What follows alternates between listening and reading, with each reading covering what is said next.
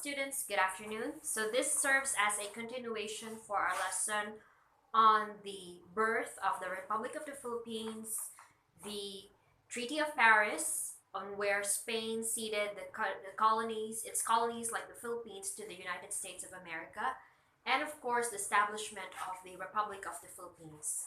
Now, for the revolution part, we already began our story with the Tijeros Convention, which elected Emilio Aguinaldo as the president, despite Bonifacio being the Supremo. So during this time, in the Tijeros Assembly, both rival groups met in Cavite on March 22, 1987, in order to settle a controversy on the leadership. Now, the elections were done, and a lot of it were in favor of Aguinaldo, thus him being elected as the president. However, Bonifacio did not like this idea. It did not sit well with him, and at the end, he decided to draft another agreement wherein what was discussed in the Tejeros Convention, like the election of the officers, was already null and void. Now, because of this threat to the division of the Katipunan, Aguinaldo and his men decided to kill Bonifacio. So the Filipinos began fighting among themselves instead of just fighting against the Spaniards, and Aguinaldo's men hunted Bonifacio and his followers. So at the Battle of Limbon, Bonifacio and his men lost the fight and were taken as prisoners. Now, Andres was wounded, and his brother Ciriaco were killed. So his wife, Gregoria de Jesus, was one of the prisoners. Now, the revolutionary government tried Bonifacio and his brother Procopio by military court-martial at Marongdon on May 5, 1897. So the court-martial found that Bonifacio and his brothers were guilty of sedition, and they were sentenced to die. So President Aguinaldo reduced their death penalty to life imprisonment, but he was pressured to cancel that order and to execute Bonifacio. The other revolutionary leaders protested that Bonifacio had to die because there could only be one leader in the revolution. So on May 10, 1897, Andres Bonifacio and his brother were shot by a squad of Aguinaldo soldiers under the command of Major Lazaro Macapagal. They were executed at Mount Buntis near Margondon. Okay, so this was a very hard time for the republic, for the birth of a republic. Just a minute.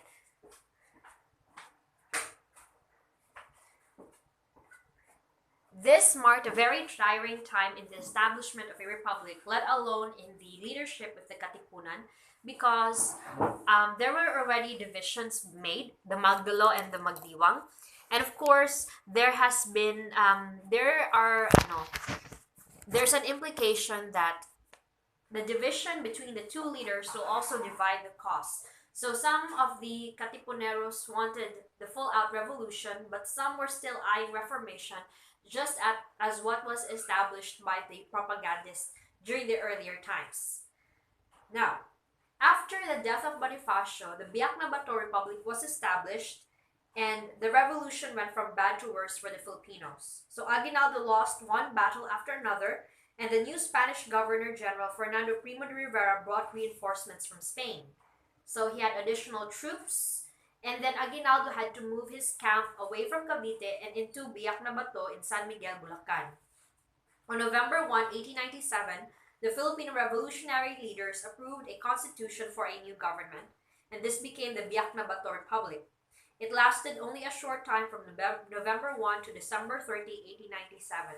I would like to, it's like prophetic ang Biak na Bato. If you're going to go to the book of Daniel in the Bible, it was a piece of stone that was not carved by human hands that destroyed all the world powers that were established in the entire history of the world. So I think this is prophetic in a sense, but ayun, because this revolution is not merely a biblical revolution, it's merely of a political revolution, I don't think that it would prophesy that the Biak na Bato Republic would be successful in itself. So there is this pact of Biak na Bato. No one side could win the revolution. The Filipinos could not win because they were not united, and the Spaniards had better weapons. The Spanish government could not win because the Filipinos wanted their freedom so badly they were willing to die for it. Wow. So the Spanish Governor-General Primo de Rivera told the Spanish Cortes of the Parliament, "I can capture their Biak na Bato headquarters, any military can take it, but I cannot end the revolution." Oh. So he sent the olive branch of peace to Aguinaldo, and he offered to end the fighting on both sides. So this is also very interesting because this pact of peace was questioned from the side of the Spaniards and also of the side of those who joined the revolution. Because Aguinaldo in this pact would be given around 400,000 pesos, and he would be exiled to Hong Kong as long as he would cease fire between the Spanish soldiers, the Spanish government. So Aguinaldo, yes, decided to accept this peace offering of Governor Primo de Rivera, and Dr. Pedro A. Paterno, a prominent Filipino, acted as the go-between in the peace negotiations. So after making several trips to and from Manila and Biak na Bato, he succeeded in negotiating agreement to the fighting between the Filipinos and the Spaniards. This was the historic Pact of Biak na Bato, and it was signed by General Aguinaldo and Governor General Primo de Rivera on December 14 and 15, 1897. So Aguinaldo went to Hong Kong, not for Disneyland and not for Chinatowns, but he went there in order to gather more men and to purchase ammunition and weapons. He was planning to stage another rebellion. So Aguinaldo's exile to Hong Kong, peace was proclaimed in the Philippines after the Pact of Biak na Bato, and General Aguinaldo and other revolutionary leaders went to exile in Hong Kong. So this was part of the agreement to end the fighting. However, sad to say, there was actually no peace during the Biak na Bato. So both camps actually broke their parts or broke their agreements. Spain did not pay 1.7 million war indemnity to Filipinos, and only 600,000 were paid. Secondly, the Spanish officials continued to arrest and punish the Filipinos who surrendered. According to the Pact of Biak na Bato, those who surrendered would be met with mercy. But however, contrary to what this mercy was, the Spanish authorities then tortured the Filipinos in order for them to spill more secrets or to implicate more Filipinos who were part of the revolution. So the pact was just very superficial. There was no keen sense for both of the parties to hold on to their promise. And even Emilio Aguinaldo, he wasn't really planning to let go of the cause of revolution. He was just planning to buy in the time in order for him to prepare and to purchase things needed for a full-blown revolution. So there were also women who were part of the revolution. First is we have the grand old woman of Balitawak, or Tandang Sora. She's an old woman who was named Melchora Aquino, and she is famed for storing katipuneros inside her hut. She would hide them away and then provide them for food and the necessary materials for them to survive the attacks towards them and against the Spaniards. And then we have Gregoria Montoya, the Joan of Arc of Cavite. So she fought in Kawit, Cavite beside Aguinaldo's troops. Then we have Agueda Cahabagan, the Joan of Arc of Santa Cruz de Laguna. So she also fought in Laguna. Then we have Teresa Magbanwa, the Joan of Arc of Iloilo. Then we have Trinidad Texon, the mother of Biak na Bato. So she fought in Bulacan and then nursed the wounded soldiers. We have Nazaria Largos, the Florence Nightingale of Panay, and she made her hacienda into a military hospital for the revolutionaries and nursed them. We also have Pratonisha Gamboa, the heroine of Haro. She sued the flag of the Visayan rebels and gave funds and medicine to the freedom fighters. And then we have Marcela Agoncillo, wife of the Filipino diplomat Felipe Agoncillo, who sewed the first Filipino flag used by the President Aguinaldo on June 12, 1898. Okay, so women were also part of the revolution. Again, women were now included in the Katipunan because the suspicious activities of their husbands would prompt them to stay awake at night and be very jealous. And then the men finally decided, yes, let the women fight. They're also part of this country and part of this revolution as well. So it really broke the Maria Clara stereotype that was earlier laid down and was earlier criticized in the books of Rizal, such as Noli Me Tangere and El Filibusterismo. Okay, so a little background on the books Noli Me Tangere and El Filibusterismo. So Maria Clara, it's heartbreaking for Father Damaso to have his child, his beautiful child, Maria Clara, to be admitted into the convent, knowing that he himself had abused women in convents before. So his daughter would be facing the same fate. because of her broken heart. She lost Ibarra. She has no clue on where Ibarra is and what shape Ibarra has taken. So she decides to let her heart just hide within the confines of the convent or the monasteries. And these monasteries and convents are often guarded by devious and evil and predatory priests who would also exploit a woman's virtue. So Maria Clara faced the same fate, and this is true for most women. So most women nowadays during the revolutionary period were empowered to take up arms, to provide what they can with their talents and with their knowledge in order to serve the cause for Filipino freedom. Okay, so there were historical values. In the Book of Zayde, the historical values were also underlined. So the historical values of the Philippines include that lessons such as when you don't really plan something well, you would tend to lose many battles. And they were only forced to fight because of the discovery of the Katipunan. And nothing can really stop a person who is determined to fight for their freedom. And the rivalry between Bonifacio and Aguinaldo caused the Filipinos to lose many battles and even to fight among themselves. So the lack of unity prevailed and then prevented them from victory against the Spaniards. Now, here comes the more interesting part. The Americans arrived. And why is America very significant in our study? Now, if you are going to look at the timeline of the world, or the world history timeline, you will see that around this time in the 18th century, 17th century, America has already done with its colonial past as well. It has already effectively removed Great Britain from having a claim on the United States. They were more strategic in doing so, where in fact, presidents were already elected during this time, slavery was abolished, and so on and so forth. However, America was also trying to look at the territories that were previously in Spain's paws. So one of that were the Philippines and of course Cuba, of where Spain and America first fought. Now their first international foray came in the shores of the Philippines, particularly in the Manila Bay. So the Philippines accepted the help from the Americans who win the revolution against Spain. And the Filipinos won the revolution and the Spaniards left the Philippines. But yeah, the Americans had cheated the Filipinos. So they also wanted to colonize the Filipinos too.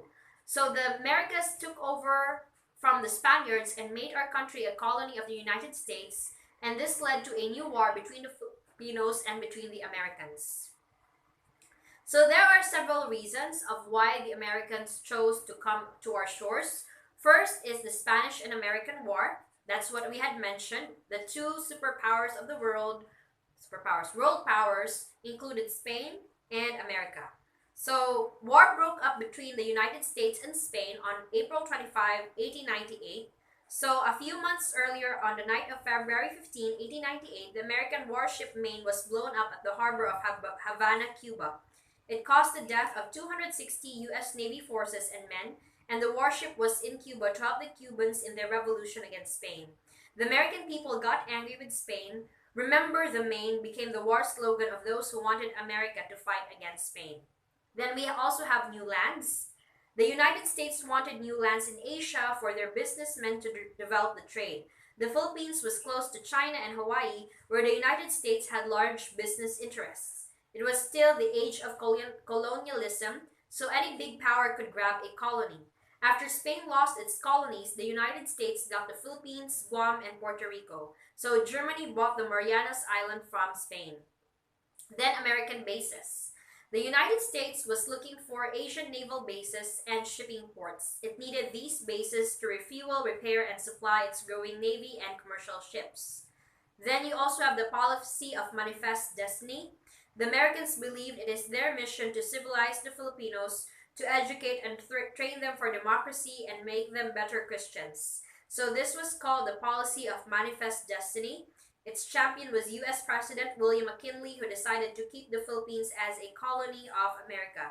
The Americans thought the Filipinos were not yet civilized and that they were not really Christians and they did not know how to manage their own government. So they thought it was the white man's burden to help the colored people improve. And this is such a Okay, this is the mentality that was carried out by the earlier people. I don't know why this is, but the religion, Christianity, didn't really originate from people who were fair skinned, but rather from brown skinned Galileans. Jesus Christ himself was not fair skinned, and if you're going to trace that, Palestine is comes from Asia. I think it's from Asia. He's a Jew, diba? So if you're going to look at it, the audacity of these white people to think that we are uncivilized, when in fact we already have good universities, we're fighting for a revolution fueled by dejected intellectual reformations, then I think that they had misjudged the Filipinos' character. But they were right in some point, because Spain had kept us at the back burner, and we didn't really have the chance to have a taste of public education or even an improvement in our daily lives. So, but however, to call us as ignorant and savage is merely a repetition of the past observations of Spain towards our colonial past. And for me, that is insult. Okay? Then we have the Filipino invitation. So in fact, the Filipinos asked the Americans to come and help them fight the Spaniards in the Philippines. Aguinaldo and his friends thought that the Americans would help the Filipinos with their independence like in Cuba. So this was the part that Emilio Aguinaldo really made a bad mistake. So they say that hindsight is 2020. So whenever you look back at the things, you'd remember and you think, oh, yeah, I screwed up, and that was really wrong. Because Aguinaldo really thought that Dewey and the Americans came in order to save the Philippines, but he didn't really look into their ulterior motives. And I think that's a lesson for us to learn from. I'm not saying that we don't trust people, but sometimes we really have to analyze friendships that we forge, because sometimes these friendships can be devastating towards us. And that's what happened with Aguinaldo. Although he and Dewey did start off right, but at the end, the American government and the Spanish government never really recognized the revolutionary government put up as a real government or as a sovereignty. So, hindsight in 2020, Aguinaldo even wrote it in his book. I forgot the book's name, but he said that yes, it was very miscalculated. Anyway, in the Battle of Manila Bay, the Commodore Dewey, the commander of the U.S. Navy Asiatic Squadron, was already in Hong Kong and heard the news of the outbreak of the Spanish-American War. So he was ordered by the U.S. government to go at once to the Philippines and destroy the Spanish Navy there. The American squadron passed during the night through Corregidor and surprised the Spanish Navy at Manila Bay, and the Manila Bay was finished in one day in May 1, 1898, and the Americans won. The return of Aguinaldo. So the return of Aguinaldo, this was also the part wherein the creation of a republic was sped up. So Aguinaldo became that rolling stone that pushed the other stones into motion. Because his arrival, immediately the flag, the Philippine flag, which was sewn, and the anthem, which was prepared, and also all these other things that would signal the formality because the creation of a Republic of the Philippines. So after Dewey's victory of Manila Bay, the Filipino war leaders returned to the Philippines. So at first, they were given help by the Americans. Aguinaldo and his friends left Hong Kong on board the Macolo, Dewey's dispatch ship, and they arrived at Cavite on May 19, 1898. So Aguinaldo met with Dewey. Both men were happy to see each other. The Filipinos and the Americans agreed to fight together against Spain. So Aguinaldo believed the Americans came to help the Filipinos and win their independence. He told the Filipinos, whenever you see the American flag, their flock in numbers, they are our redeemers. So the Filipino victories against Spain. The Americans won the war at sea, but the Filipinos won the war at land.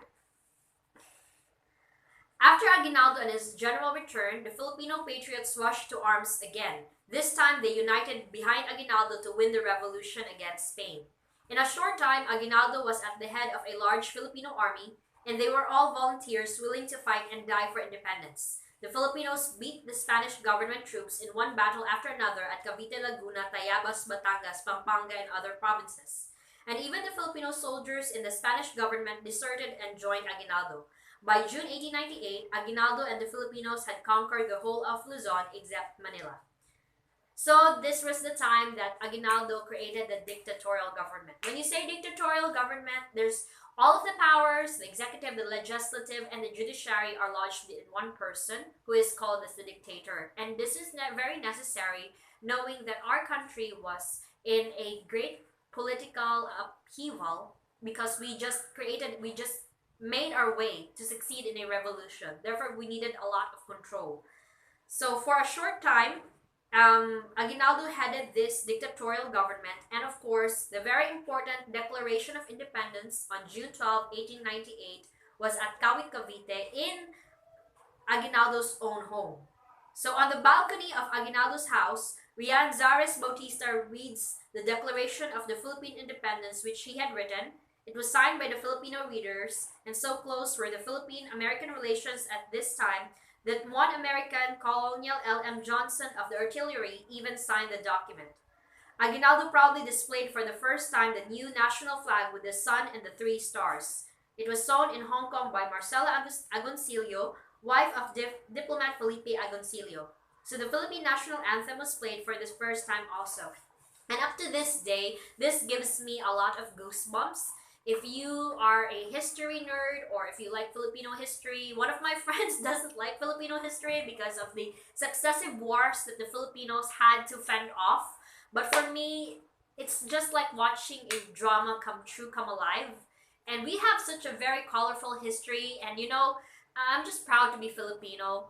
I'm really happy I'm Filipino. I know Filipinos have their own toxic culture. We have our bad Filipino habits, and we're not really the best of people. But you know what? I'm really proud of where we are right now. So I hope that the values and the lessons that our ancestors had taught us, whether these lessons were effective or these lessons gave them a lot of failures, just like in the case of Aguinaldo and Bonifacio and Aguinaldo and Dewey, I hope that we could use this to better our future. Rather than to divide and escape our history, I guess it would be a good mirror for us to reflect on to make better decisions during the present times. Okay? So it was a great day for the Filipinos, and by declaring their independence openly, they continued to show the world that they were a free country at last. However, this was not recognized under the international community. Remember, Spain is a monarchy. America became a republic. It became a republic, the federal government of the United States. They never recognized the Philippines. They saw us as a revolution, rebel leaders, people who need to be colonized in order for them to be better. So soon after the first Independence Day, Aguinaldo changed the form of his government, and his new chief advisor was Apolinario Mabini, or the Sublime Paralytic. So Mabini advised Aguinaldo to give up the title of dictator and become the president of the revolutionary government. And the first was the government created by the Tejeros Assembly in 1897. So Aguinaldo's new government had a cabinet of 5 secretaries. A revolutionary Congress made the laws. The Congress had both appointed and elected members, and the Filipinos loyal to the revolution were put in charge of towns and provinces. In short, the Filipinos were beginning to manage their own government. And then Spain surrendered. So Spain surrendering was, of course, a change of events. Because when Spain surrendered, it did not just surrender to the Philippines, but it surrendered to America as well. And in order for Spain and America to finally have the Treaty of Peace, this is what they did. This is what big countries do. They sign treaties and they give amends. They restitute for damages that were caused in lieu of the principle parem non habet imperium. Okay? So, that. They recognize each other as equals, therefore equal compensation have to be given to each other. Spain decided to sign a treaty and cede most of its countries previously owned by it to America, and America had to repurchase land from the Vatican. Okay? So the city of Manila was doomed. It was surrounded on land by 12,000 Filipino troops of General Aguinaldo, and it was cut out from the sea by Dewey's American warships. At any moment now, it was expected to fall. So meanwhile, the American government rushed troops to the Philippines. By the end of July 1898, the American military had 11,000 soldiers, and here under the command of General Wesley Merritt. The Spanish Governor General, Fermin Jodenes, secretly talked to the Americans for the surrender of the Spaniards, so it was agreed that he would surrender after a little fight to save Spain's honor. But the Filipino troops would not be allowed to go inside the city. Aguinaldo did not know about the secret deal between the Americans and the Spaniards. Well played. Well played. Well played. This is this is garbage, but this was what happened in history. The so-called Battle of Manila, the so-called Battle of Manila began at 9:30 a.m. of August 13, 1898, and after only 1.5 hours of fighting at 11 a.m., it was all over. The Spanish white flag of surrender was hoisted on the Intramuros. On the next day, August 14, 1898, the Americans and the Spaniards signed the terms of surrender. The Filipinos had won the revolution, but alas, the Philippines was still not free. The Spaniards surrendered to the Americans, but not to the Filipinos. So the Americans now captured the city of Manila, and the Filipinos were not even allowed inside the city and were not invited to the surrender ceremony. Naturally, the Filipinos felt insulted. So the Treaty of Paris was signed in 1898, and it was signed between the diplomats of the United States and Spain and Paris, France on December 10, 1898. It officially ended the Spanish and American War, and this treaty was another blow to the Philippine-American relations. It made the Philippines as a colony of the United States. So no wonder Filipinos protested against the treaty. Aguinaldo sent a prominent Filipino diplomat, Felipe Agoncillo, to Paris, but Agoncillo was not even allowed inside the negotiating room. From Paris, he went to Washington, D.C., the capital of the United States. He wanted to lobby the American Senate not to approve the treaty, but the American senators did not entertain him. So what are the lessons that we can learn from this? First, the Filipinos did not know that the Americans wanted to make the Philippines a colony. That was why Aguinaldo and other leaders welcomed the Americans at the beginning. Second, the Filipinos united under one leader during the second part of the revolution. They had the help of a foreign power, and they were successful. Third, the Filipinos declared their own independence on June 12, 1898, but the Americans took away our independence and made us a colony once again. And the Filipinos could have captured the city of Manila, but the secret deal between Spain and the United States cheated the Filipinos of the real victory. The Filipinos won the revolution against Spain, but Spain gave the Philippines to the United States in order to save face. Okay, so this would end our lesson regarding the revolution, terrorist convention, the establishment of a revolutionary government, and finally us becoming a U.S. colony. So this is not a very good lesson. It makes us sound like losers, but ultimately, all things work out for the good for those who love God. So at the end of the day, our future is still bright and we can still cope. Darker days were ahead because we have not yet touched the topics on the world wars, but this gives us a hope, hindsight, looking back at the past events, that a colony, that we as a country has thrived well and we have come far. And everything that Aguinaldo had envisioned for us has come into fruition.